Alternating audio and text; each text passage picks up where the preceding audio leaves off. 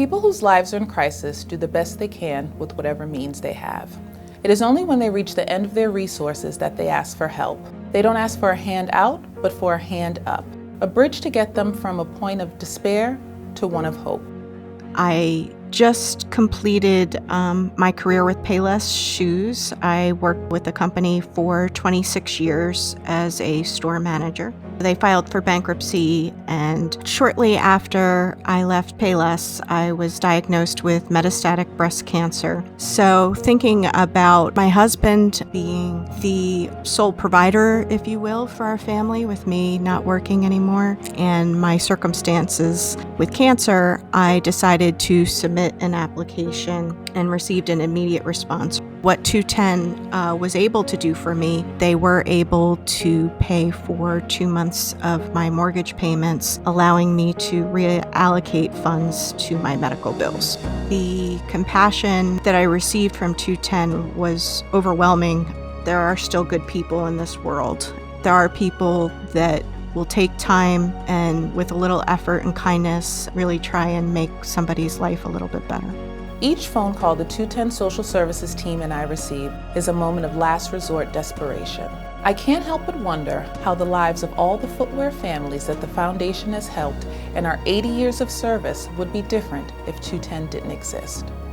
My oldest daughter was born with a congenital heart defect, but had been doing extremely well for years. And while I was working for Puma, she just wasn't feeling good, and she went into cardiac arrest and ended up having a stroke. She spent a month in intensive care and then another 2 months in recovery there, waiting to, figure out kind of what our next steps were going to be. I've known about 210 forever. What they ended up doing was paying my rent for the 3 months while we were in the hospital.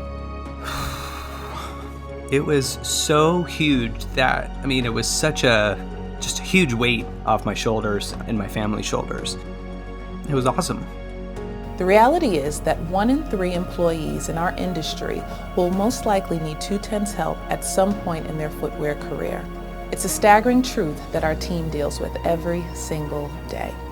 My name's Roz. I'm a footwear designer. I've been working in the footwear industry for the past 14 years. My husband is a soccer coach. He's a 35-year-old. He collapsed to the ground next to me having a seizure. I didn't at the time know it was a seizure. I thought he might be having a heart attack. I wasn't sure. An ambulance came. We were rushed to ER. After hours of testing and scans, they told us that they'd found a mass on his brain.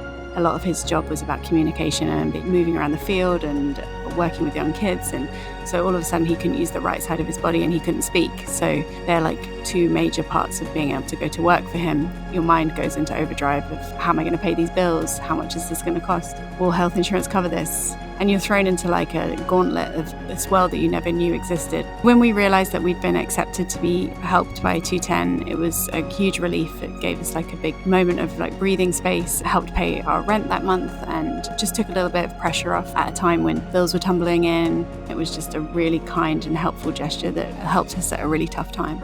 Just a big, huge thank you to anyone who supports 210 and the foundation, because there are people with real stories that it makes a difference to. In an industry of 334,000, 1 in 3 means that more than 100,000 footwear families may need our help right now. It's a little overwhelming to think about, but that is why 210 is here.